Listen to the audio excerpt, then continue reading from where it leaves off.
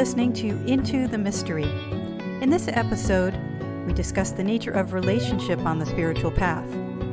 We'll talk about some of the inevitable challenges that many of us will face with our partners, the opportunities for growth that they present, as well as the paradoxical loneliness that often arises in our journey toward wholeness.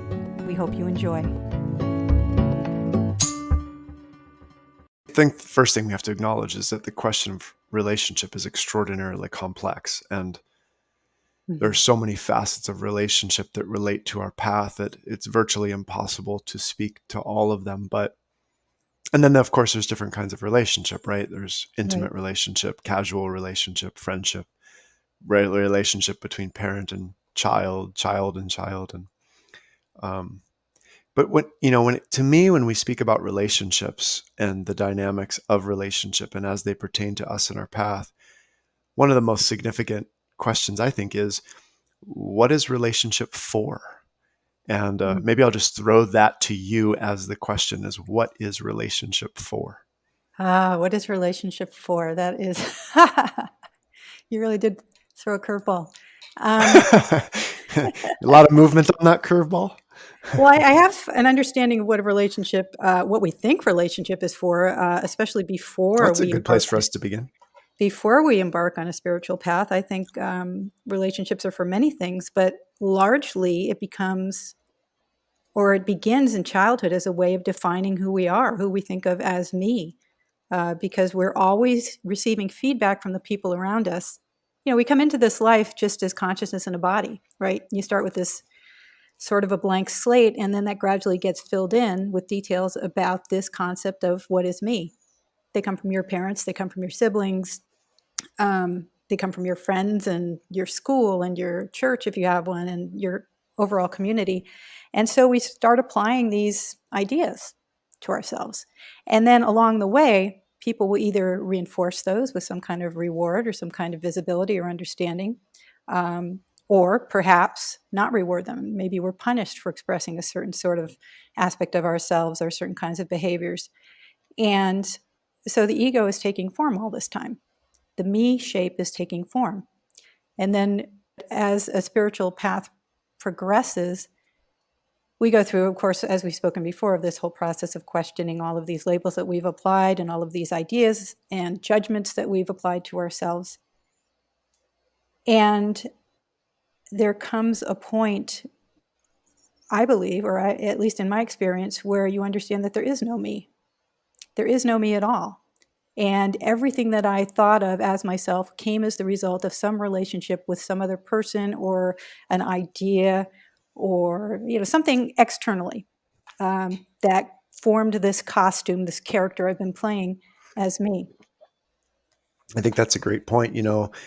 To understand relationship is to understand that, one of the core points I hear you speaking of is that our me always exists in relation to something else. And that is the very essence of relationship. And so, especially as we apply that to our closest relationships, and especially early on in life, our parents, our siblings, our teachers, and those who condition us to be what we end up thinking that we are, that whole framework of me is based on relationship. It's based on an internalized version of mom and dad and sister and brother and aunt and uncle, and what we think of as our world is largely just that body of relationships. Yeah, that kind of feedback loop that we're constantly experiencing and perpetuating. And then I should continue with what are relationships for before awakening. Because as we reach adulthood, adolescence and adulthood, then suddenly we become much more interested in a relationship with a significant other. And then rather than us defining the me so much, we're kind of looking to refine the me in a way by adding to it with something that we think we're going to find in another person. And that can take all sorts of forms, depending, I think, upon your psychological makeup and traumas that you may have experienced in orientation. Some people are looking for aspects of themselves that may be missing. Some people are maybe looking for reassurance that they're actually visible and really do exist. especially if you weren't validated as a small child. You might be looking for that reinforcement you didn't get from your parents. And so our goals will change based on our developmental process. And we can see where it becomes a more of a psychological adjustment phase, perhaps, in determining what that me actually is and what that me actually needs. And at least speaking for myself, I know I made a ton of mistakes in trying to fill in those blanks, because that's really what's happening is you've got these blanks, you don't understand what goes there. And so you sort of try on other people, see if that fits, if that feels like it makes the machinery work properly, and if it doesn't, Right. well, you move on to the next. Yeah, we use relationships to plug our holes, don't we? Yeah. Often. I mean, that's often the utilization is whatever parts of ourself we've lost, whatever parts have gone missing, we Mm-hmm. look for in the world around us. Yeah, to give us that sense of having that. Yeah. Hmm. And I have a gripe I want to voice here about about the world. I have a grievance about fairy tales. I think fairy tales are the most destructive force. Maybe not the most, but they're a seriously destructive force. This idea that there exists one person, one perfect person out there for you, or at least maybe a potential handful of perfect people. And as we get older, maybe we start to call those people soulmates. But that there is an ideal other that if you just are, maybe this is more of a little girl thing than a little boy thing, but we're sort of socialized to think that if we are just the perfect object of desirability, that our perfect partner will find us, pursue us, cut down the thickets, Hmm. climb the walls of the castle, and happily ever after. And I think that Save us from our misery. yeah, save us from our misery. Yeah, exactly. Solve life for us. I don't think it's the fault of the fairy tales because I do think that our fairy tales are mythological and they often are conveying something that's Yeah. very real, but Mhm. our ignorance that leads us to read those fairy tales in such a way. Right, Yeah. right. And I was kind of getting there too, is because fairy tales are not actually about that. Hmm. Right. Literally, they appear to be about that, but what we're really talking about is the search for divinity, the search for the self, the search for God Yeah. that's being Yeah. translated into this template of Hmm. human romantic relationship. And Hmm. my second grievance, in addition to the fairy tales, is the fact that maybe this was the hardest part for me of the awakening process, was realizing that that was a lie, that I would never get my happy ending. That whole romantic fantasy thing it doesn't exist. It's not that it doesn't exist, it just doesn't exist between forms. It's a romance with oneself.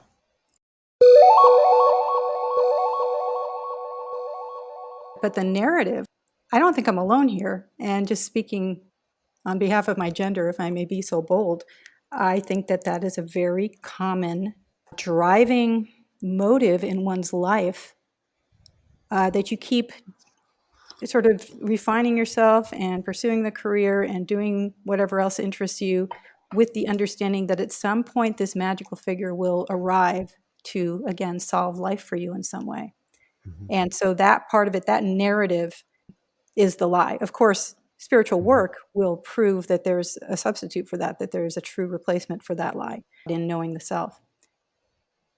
I think we're a little bit mistaken to say that it's gender or sex specific, though, in that every ego lacks certain essential parts. And so even though you may be acutely aware of the typical female perspective of Mhm. that journey, there's a male perspective of it too. Yeah, I'd like to hear Because it. the male, well, like for example, I mean, just drawing one example is most men are disconnected from, say, a feminine, and by feminine, I don't mean female, a feminine quality Sure. such as compassion. Hmm. And so a man will unconsciously seek compassion through a partner when that essential quality has been lacking. And Yeah. so to me, the quest for completion is exactly the same, just marked by different qualities. Yeah. Yeah. I mean, I've known that a great deal in my life, especially as an adolescent looking for completion in a partner. Maybe that's a better way to put it, is we're looking for a complement. Um, I always think as other people, just in general, as being a foil for our self understanding or foils for our understanding of what that me is, at least until we can arrive at that place where we understand that all of it is me. And then all of it is, that there no longer needs to be a relationship where I project these things outward onto another object or another human, um, another narrative, another situation, that it's all contained in the me. Um, so that search for the complementary partner is indeed the search for the complete self, just not the way we think it is.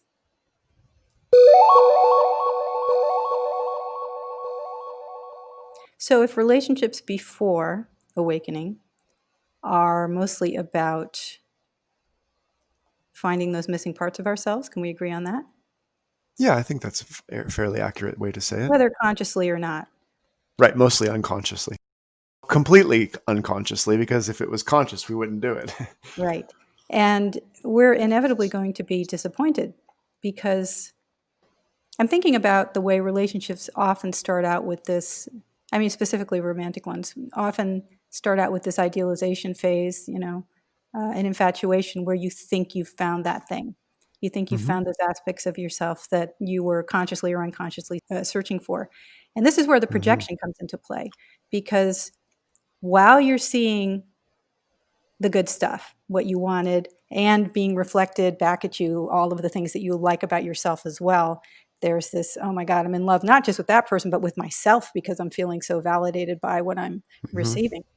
And Hmm. at some point, the partner or the interest will display behavior or say a certain thing that suddenly starts to either reflect something in me that I don't like about myself or shows me that I was wrong about my initial assessment of that person, and that's where things begin to get tricky. The honeymoon phase ends. Yeah. Well, our fantasy will be just completely disrupted. What happens after that for many people is like, Hmm. well, obviously the wrong person, Yep. let's move on to the next and see what Well, happens there. I think it's worth mentioning here too that those fantasies take such elaborately different forms that it doesn't always fit the typical princess seeking the prince charming, although that's a prominent theme we can observe, right? Mhm. There's all sorts of ways in which those missing pieces are sought in another, and all sorts of ways that we idealize the other. And I absolutely agree with you. The projection that goes on of projecting essential parts of ourselves onto the other, having this honeymoon phase where we feel some like we've been completed in some fashion, and then this fallout, right, that Mhm. happens.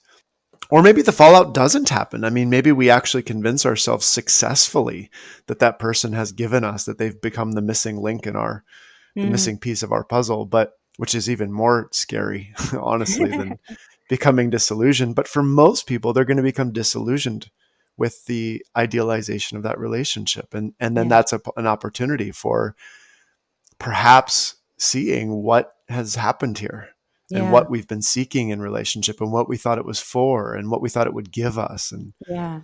But that's a yeah, level that requires a level of skill that I think that we're not commonly equipped with, at least in the beginning, when we're true. younger, going into Yeah. a relationship. Yeah. Well, we don't have the eyes of true nature and we don't have anybody to model that to give us a proper perspective.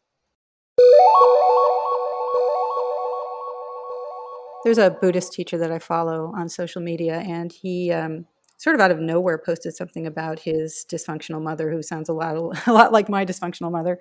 But anyway, she raged and beat him and things like that, and sounded like he was having trouble understanding where her anger and rage came from, and because his parent and mine are of similar generations, what I think may have been just sort of an aspect of that generation in general is that they were so invested in keeping up appearances. It was just a command that people tended to simply lie about who they were in order to gain the approval of others, and that there's a rage that arises underneath that because the true self can't be Yes. expressed, and that comes out as dysfunctional and angry and Hmm. abusive behavior in all kinds of ways. So kind of going back to this narrative component, I know that when I was in my late teens and 20s and sort of starting to embark on a search for a lifetime partner, I was following the narrative. In the beginning, all I needed to do in my mind was satisfy that narrative, and it wasn't until after I was married that I started to look for the visibility parts, to kind of fill in the blanks of myself, and then I began to understand that, oh, I'm not visible here at all. Once the marriage was out of the or the wedding was out of the way, I started to really look at myself and my partner and wonder whether we were even right for each other, which is a horrible indictment of me, I know, but Not really. It's honest. young and stupid. It's honest and reflecting the experience that I think almost everyone has. Yeah, well, I guess. And then I think back to my parents' generation where, you follow the narrative and a lot of people didn't even go to college. My mother didn't in those days. You just kind of got out of high school, you got married. The man embarked on a career and the woman started raising the children. And you didn't divorce. Divorce was absolutely frowned upon when I was very small. So you could conceivably be stuck in a lifetime with one person, pretending everything was fine, and yet having this brewing volcano. Yeah, I'd like to go back to something you said here because I think it's very, very essential to this conversation, which is that we could say, in a certain sense, that our earliest experience of relationship has to do with a deep wounding Mm, that is characterized by a primal self betrayal, where who and what we really are is abandoned in yeah, favor of maintaining some relationship to mom, dad, or the world. And I think that that abandonment, which we feel in us as a whole, as a wounding, as an estrangement from our true core, it appears through especially intimate relationships. But mhm, you touched on it there for a moment. This essential self betrayal, this essential turning away from oneself toward relationships, so that we can be what mommy wants us to be, or daddy mhm. wants us to be, or society wants us to be. And this recognition that you're describing, as that evolves into a pattern of self betrayal that becomes just a way of living. Yeah. Yeah, we see this reflected in TV and movies all the time. Of course, you see people who are just so image oriented. The movie American Beauty is a wonderful demonstration of this whole concept, Mm, where the appearance of success and happiness completely overrides anything that might have been authentic or essential or spontaneous, because it all had to be kind of scripted in a way.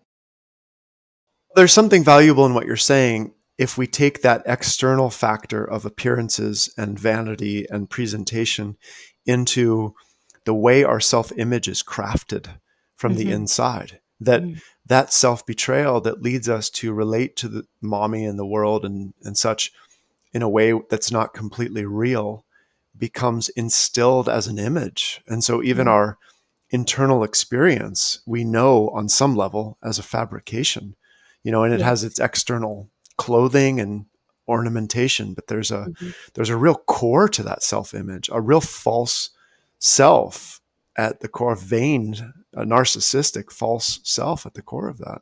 Yeah. Yeah.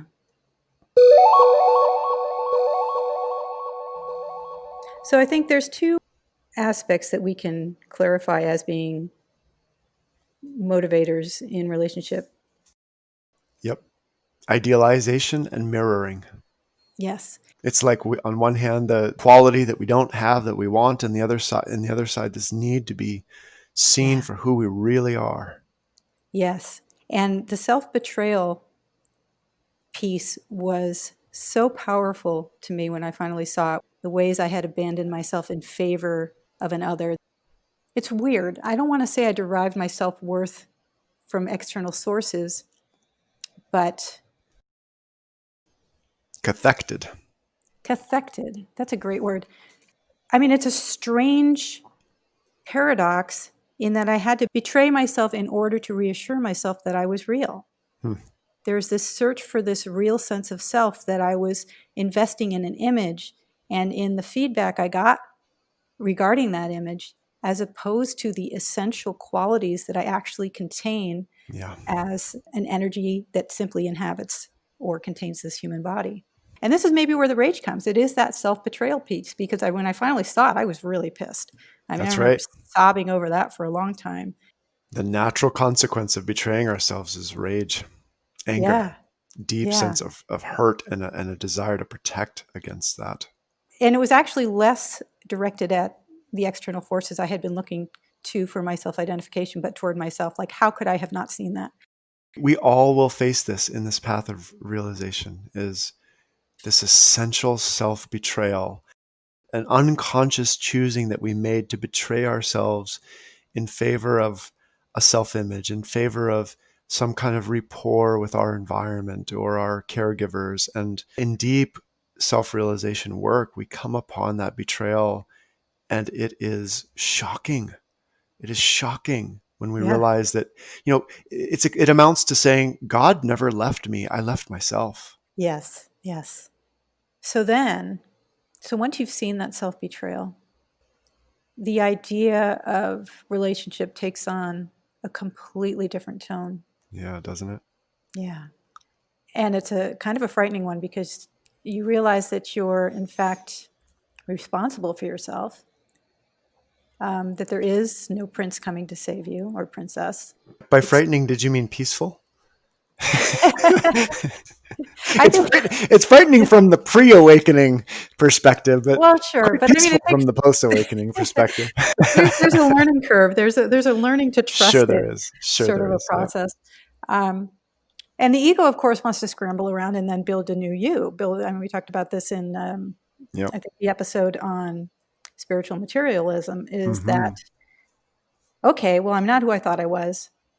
And so now instead of getting the approval from all the people outside, I'm going to build myself into this spiritual figure who now will Right. like will bestow this recognition Right. on other people. And of Right. course, then that's a trap right there. So Create a spiritual self-image, one that's far better than that old rusty, flawed self-image that we once had. Yeah, we can be very pious and enlightened and awake and aware, and we can be the non-dual consciousness that's right, right. here and doesn't have any problems. And if there's a relationship problem, then it's just a manifestation of non-dual consciousness, we say.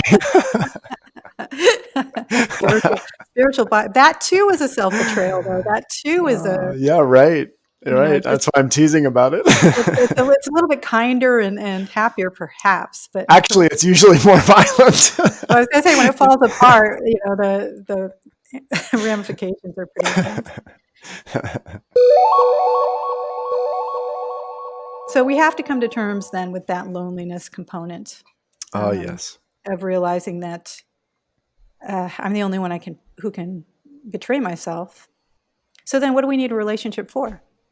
Hmm. Actually, Well, if it's not to fulfill this loneliness that we have, if indeed we are full and total, and we're not busy using a relationship to plug our holes or attain some kind of dreamlike saving, um, then maybe we actually have something to give. mm, Maybe we're not here for this purpose of coming toward each other to be entwined, but to partner in our task to expand and grow and become what we really are, and utilize the strength of our relationship to share that with the world. do you think that kind of sucks all the romance out of it? No, I would say it refines the romance to something that is sweet and real and true. You're no longer infatuated with the body and personality factors. You're infatuated with the divinity within the other. And Yeah, that's your romance. that's lovely. I like that. But it's not a romance, though we may, share our bedroom and our house and our such with a particular individual. That romance isn't confined to that relationship. In fact, if the relationship is true and real, it's supporting that romance with all the rest of the world.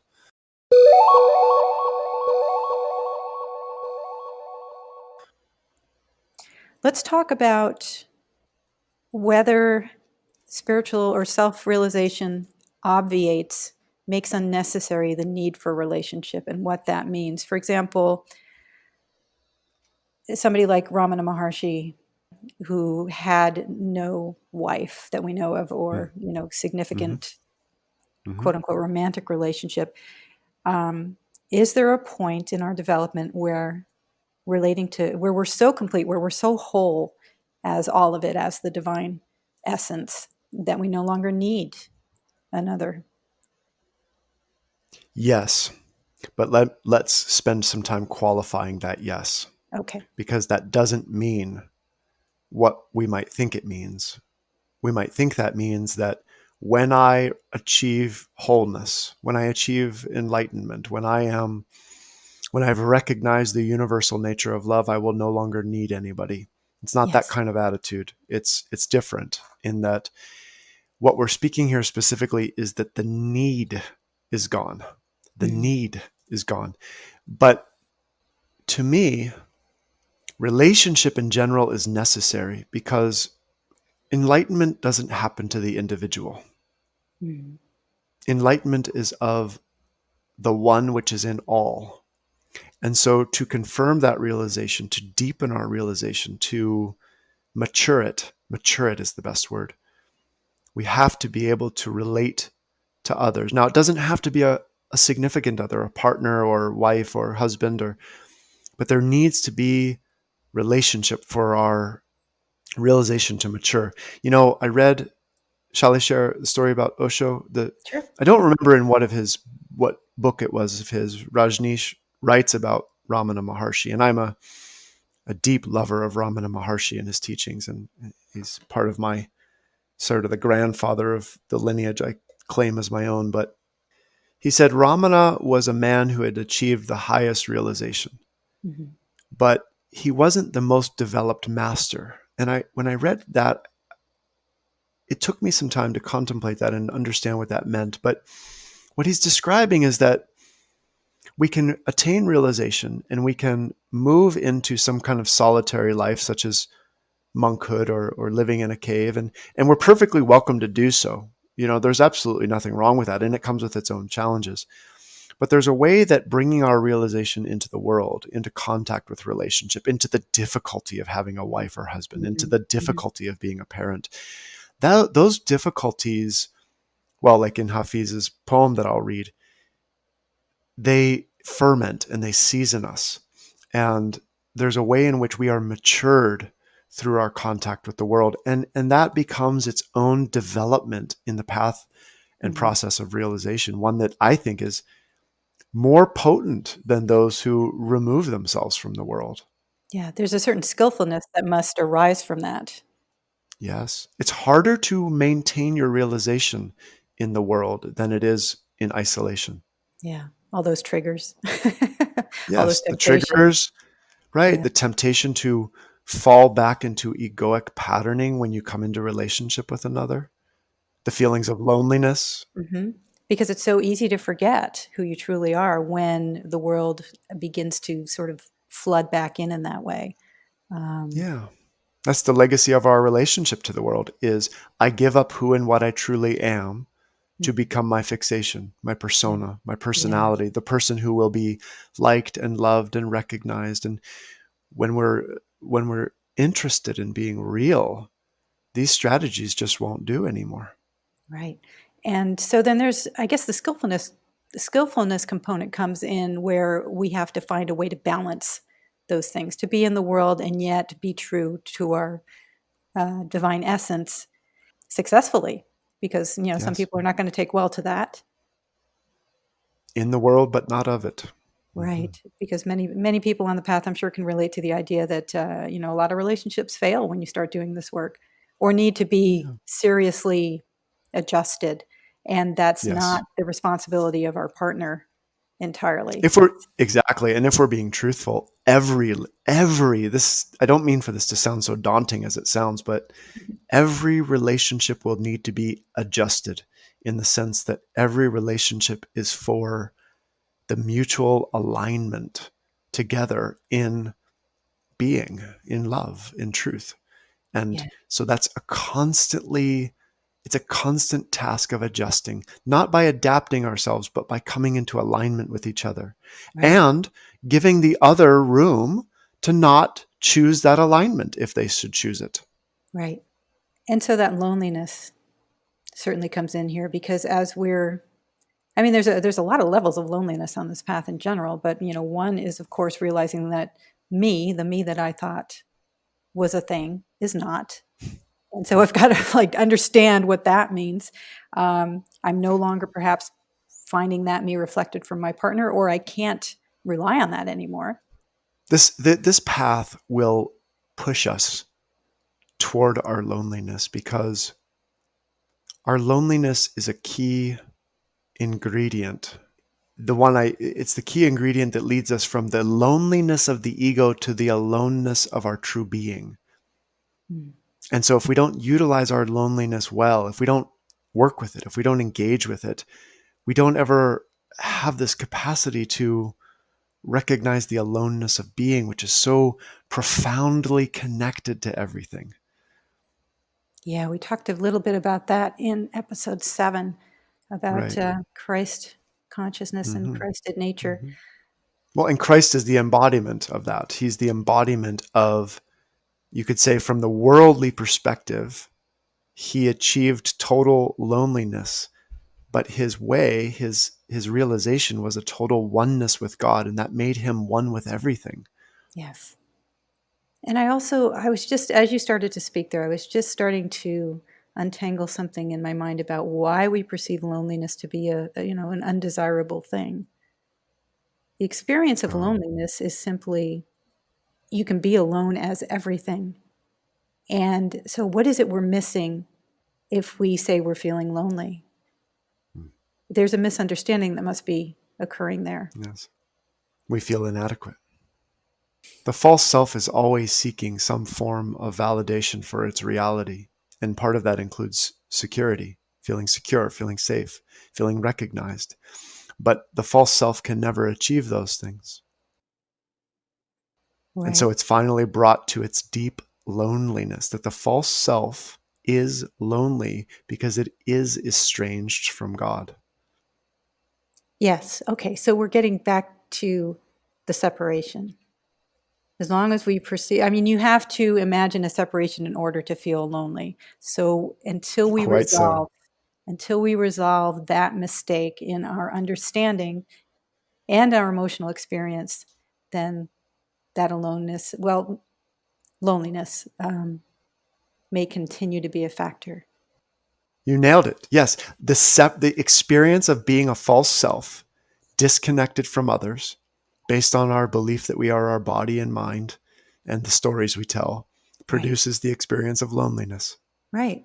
And that's why when you actively see another, when you use your vision to see the fact that we are the same, that there is no difference between me and you, when that sense of separation no longer makes any sense, then Mm-hmm. loneliness by definition cannot exist.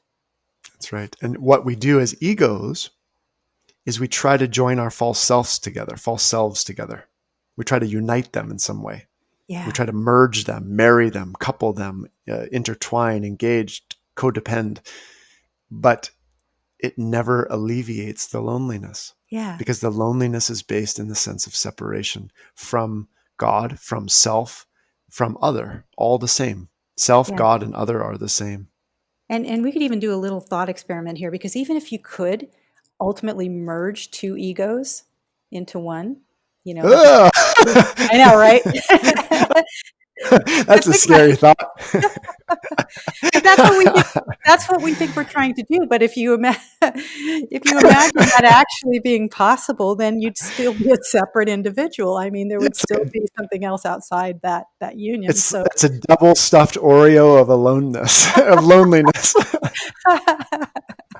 You'd have twice as much loneliness and misery then. Oh god, forget I even brought it up. But that's what we try to do, isn't it? And that's Yeah, where we seek the other as a solution and we fail. And we yeah. fail beautifully. We fail beautifully, hopefully.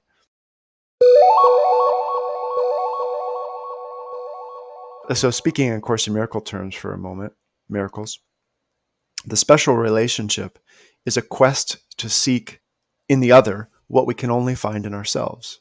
Mhm, And when that work has been done in the context of relationship, it becomes holy.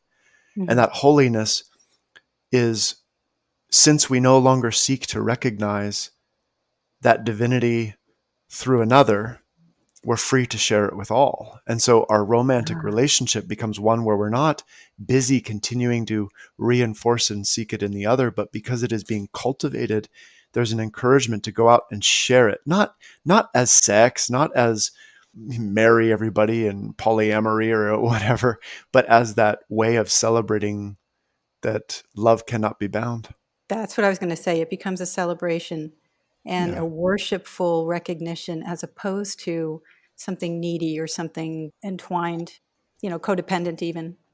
The horrifying part of that, I think, was indicated by your word frightening, is that we don't get to avoid the neediness and the enmeshment and the codependency. We actually have to go through that Yeah. to get to the other side. We can understand the transmutation of our loneliness, which would seek to fill ourselves or fill some hole in us with the other. In order to do that, many of us, what we seek to do is we seek to become what the other wants us to be Right. in order to gain that benefit, right? Hmm. But in aloneness, we can just be who we are. Hmm. There's no need for us to change or manipulate ourselves in any way.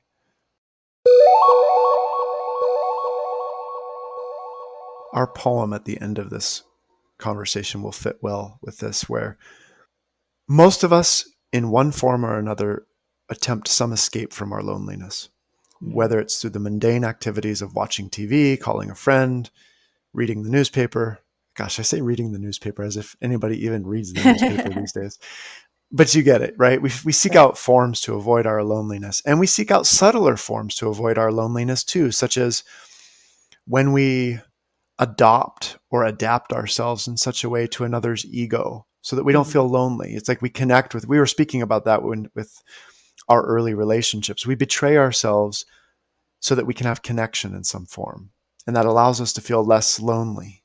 Yeah, yeah, that mirroring piece where we create connection, whether it's authentic or not, by, as you Right. said, adapting ourselves to what we see in another person. Right. It's like you're an Eagles fan. Oh, I'm an Eagles fan. We have a connection. But it's Right, not a right. real connection. It's not the connection of heart to heart, being to Mhm, being. mhm. And so there's all sorts of sort of gross and subtle forms in which we are in avoidance of loneliness. But to travel through this development of oneself in a realized way, in a truthful way, there's a need for us to traverse through the loneliness we experience Mhm. to arrive on the other side of it. Because we are lonely. And even people who are in relationships, even connected relationships, can report the experience of loneliness. Yeah. I myself, I can feel, I mean, I'm in a relationship. It's a good relationship. I have a son and I have lots of community, and still I can experience loneliness. How can that be? How can that be? How can that be? It must be that relationship is not the answer to loneliness. Yeah. This may be a big part of our disillusionment in relationship if we think that that loneliness is solved forever, and then suddenly it turns out that, oh, that's not the case at all. I remember feeling that when I was married as, just a sense of being invisible.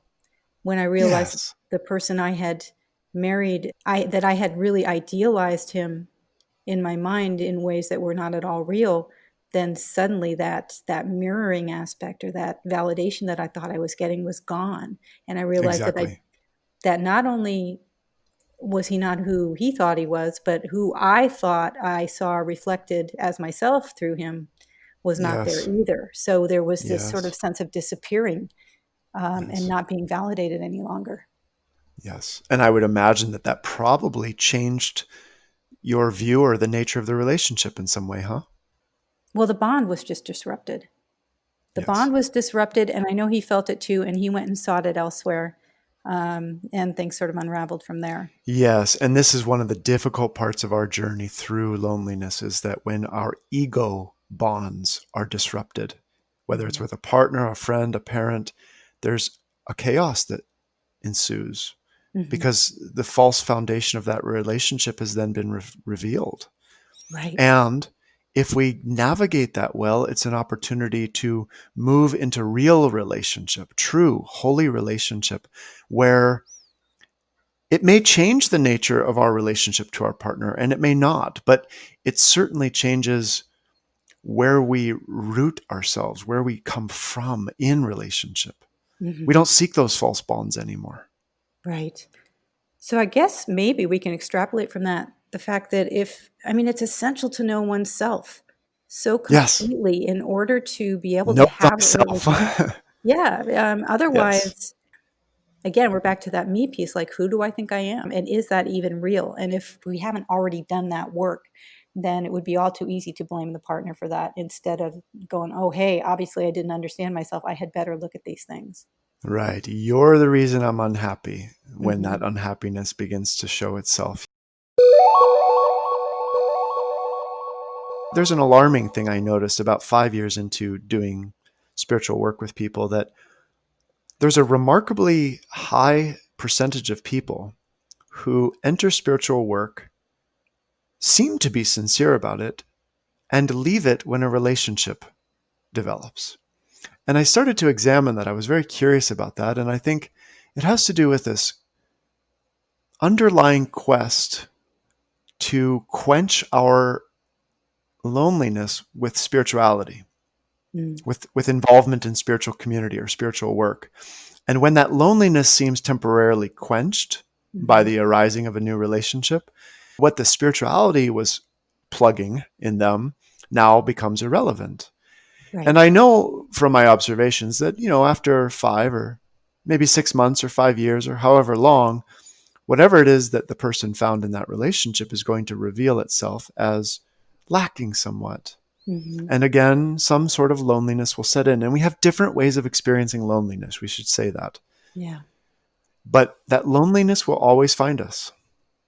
Right. Yes, exactly. And I was just going to add that I think there's another piece to it too, is that those of us who are super focused on relationship, if that's what drives us and if that's how we're working at our stuff just anyway, and you're in a gap between relationships, that feels like a really good time to go in and do some spiritual work. I'm going to just go and improve myself and sort of work on these Mm, issues so that I'll be the right person when uh, that next partner shows up. And then, now I'm done. Still attached to that narrative, that idea that the solution to my life is still in the future. But in the meantime, I'm just going to do some self-improvement stuff here. And of course, yes. if we're getting into some really deep work and things are getting really uncomfortable and suddenly a partner shows up to distract us, yeah, why wouldn't you just kind of go do that for a Yes. while?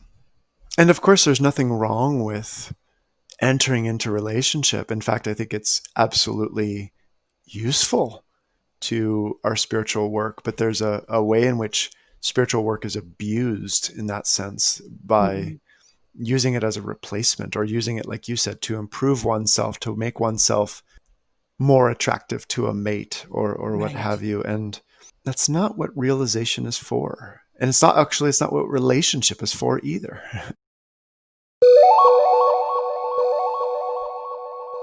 We are, in a sense, here to mirror each other, but not to, I am here to be with you. I am Mm. here to be what I really am with you and with my son and with the world. And if I can't be that in the way that you said, to know oneself, to know thyself, there's not a very good chance that my relationships are going to be all that truthful, real, and they won't manifest the greatest potential in each Right. of us. Right. In a sense, well, I was making this point on social media earlier this morning, as a matter of fact, that if we're not, if we don't know ourselves, then we're basically lying about who we are all the time. And if we're Yeah. constantly adjusting ourselves to other people and they're doing the same with us, what is this relationship? There's no Yeah. substance Right. to it, right? Why would you Right. want to do that? But we think that that's our job, is to kind of be who the other person wants us to be, and then they're trying to be who we want them to be, or they think we want them to be, and try to find some connection that way. Yes. Ultimately, you're just creating this pantomime of relationship that isn't a true connection. Yeah. But then between two people who know themselves and know what their motivations are and are constantly in the process of discovering and alchemizing or transmuting Mm-hmm. any difficulties or issues that are arising, then it becomes, I don't recall if we said this earlier or not, but it becomes more of a celebration of each Mm-hmm. other's Mm-hmm. divinity as opposed to this enmeshed, possibly dysfunctional or codependent process. Yeah, right. I've cringed many times in the past because I've encountered individuals and even certain, I would say, psychological type work that says the nature of a relationship is compromise. And I become nauseous when I hear that, because I understand what the point is. I understand what a person's saying. And I think a lot of people, if I disagree with that, they think, oh, so it's about doing what you want and not about compromise. And that's not what I'm saying either. Hmm. But there's a difference between being in a relationship to adapt or Hmm. compromise or change and alter oneself for the partner, or seek something overtly from the partner, versus being there to celebrate divinity together, as you said. Yeah. That's Yeah. if we really understand, I mean, really understand what that means, we realize that's what relationship is for. Yeah. Whenever I hear the word compromise, I think of taking one for the team. And I think that there's a seed of resentment that gets planted every time you do that. Like, okay, Shh, so we've been we need to compromising go. our whole lives. I know. I mean, it's more, it's not about, I mean, compromise is an essential skill, of course, if it's acceptable um, to your authentic sense of, who you are and what's important to you, I think. So yeah, compromise is something like, all right, we'll go see this band that you like that I don't really like all that much. That's one thing. And Harmless, yeah. right, but if it's something where you're having to betray yourself over and over again, then that is absolutely Yes. not going to be conducive. And I think what someone listening to this needs to understand is that there are many, many, many ways of compromising and betraying yourself. So don't be so sure you're not doing it. Mm, Because yeah, if you are not living with this fragrance of knowledge, of oneness, and all that comes with it, courage and power and love and beauty and peace, then you haven't arrived yet at real relationship. And that's not a criticism. It's a call to evolve. It's a call to involve yourself with something mm, real and true and beautiful within the context of relationship. yeah. I want to. We were talking in Course in Miracles about being able to use our sight, our discerning sight, to be able to see through the mistakes of the other, through their disguises and perhaps their faults and so forth, seeing through to that divinity. And that struck a chord in me about, we talk about being visible in relationships. So let's flip that around, about Ah, allowing your partner to be visible to you and using ah, your sight actively to connect by seeing ah. them as what they really are, as opposed to this fantasy of who they should be or whatever they think they are, etc. And the second half of that was the way that when you connect that way through your active seeing of their divinity, it resonates. It acts as a catalyst in the other person to generate that same Yes. understanding and witnessing in them. Yes, yes, so much yes. you know, this is the transformation that happens. This is one simple way of describing the transformation from, say, pre-awakening to post-awakening use of relationship is in the first half of life, you could say, we seek that mirroring from another. Hmm. In the second half, if we've done our work right, we're seeking to provide it. Yes. And when you become the provider, when you become the providence of vision and Hmm. seeing and love, then what we realize is that what we were so busy seeking from the other, we already had. And the Yeah. only answer that was needed was to begin to give it, to begin to Yes. share it. Yeah. Yes. And I think that's why, around people who are spiritually awakened and have done that work, there's, I'm just speaking from my memories of having been, very new to this path and encountering people who had done the work, and that visibility was there and I couldn't tell what it was. I could Hmm. feel that something in me was being validated and I didn't know how, but it was this sense of being Yeah. recognized finally. And it was this like huge relief and it was exciting. And I didn't know what was waking up in me, but it was palpable. It was like, oh my God, Yes. all my life I have been invisible, but now I'm no longer invisible. And it's Yes. divinity seeing divinity. It's That's God right. seeing God. Buddha sitting with Buddha. Yeah. And it's a Yes. And spectacular feeling. And it's yes, the it is. feeling I had been seeking my entire life in relationship and never found. Yes. Yes. When I first met my medicine man teacher, David, he was my first teacher. We met and he asked me a number of startling questions to which I was probably like a fragile young 20-year-old as I answered. He took me outside of the building as we were walking away after our meeting, and he gave me this enormous hug and he said, "I love you." Mm, And it was as if I couldn't understand that at the moment. Like I understood what he meant, but this guy loves me? How? He doesn't even know me. He yeah, doesn't even he doesn't know, what I've done or who I've been, or even if we have likable traits or if we have similarities such that he could love me. But when he said that and he gave me this enormous hug, to which I returned this somewhat half-assed gesture of putting my arms around him, mhm. which he commented on, by the way, uh, it became clear to me that I was being seen because he Yeah, loved me, but he loved me for no specific reason. It wasn't because I was cute or funny or smart or well accomplished or because I kissed his ass. Nothing. It was just pure love. And that is what we're seeking from each other. And it's what, instead of seeking it from each other, we have an opportunity to begin offering to each other. yeah, And that validation in another of who they really are. It's like you said it so well. It's like all of our images and masks are being cut through. It doesn't matter what you know. It doesn't matter what you've accomplished. It doesn't matter how cute yeah, you are or funny you are. You're being seen for the authentic core of what you are. And we yeah, all long for that. And we all long to give that. yeah.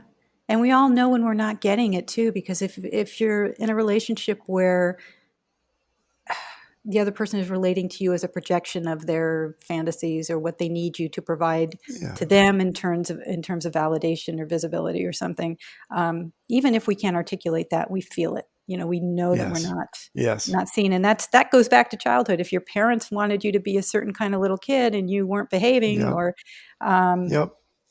yeah, I mean that memory The lingers. self-betrayal. Yeah, The self-betrayal. When I was with David, I tried many different techniques to be his special one. I tried to be his son. I tried to be his friend, his buddy. I tried to be his loyal disciple. I tried to be all these things, and he wouldn't go for any of it.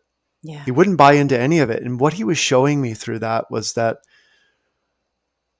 it was unnecessary. It was unnecessary for me to seduce his love. It was mm. already there.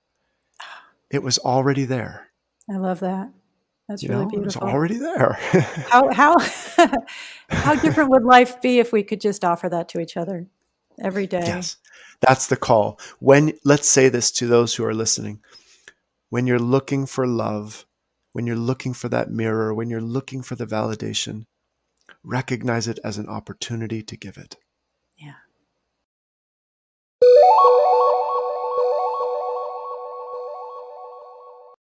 Do you wanna read your poem? Yeah, see if I can do so without Do you need a moment? crying, crying more than I already am. This is by Hafiz again. It's a short one, but it's short and sweet and straight to the bone. Mm, Don't surrender your loneliness so quickly. Let it cut more deep. Let it ferment and season you as few human or even divine ingredients can. Something missing in my heart tonight has made my eyes so soft, my voice so tender, my need of God absolutely clear. mm. I think I've heard you read that one before. I really love that one. It's It's beautiful. precious. It's precious. He tells us why our loneliness is essential.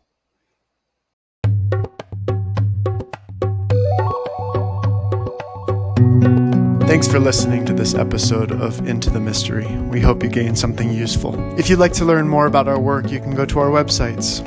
Mine is at adivajra.org, vajra.org, or visit Rishika's at interdimensionalyoga.com. If you have questions or topics you'd like to hear about in future episodes, be sure to drop us a line. We'd love to hear from you. Thanks for listening.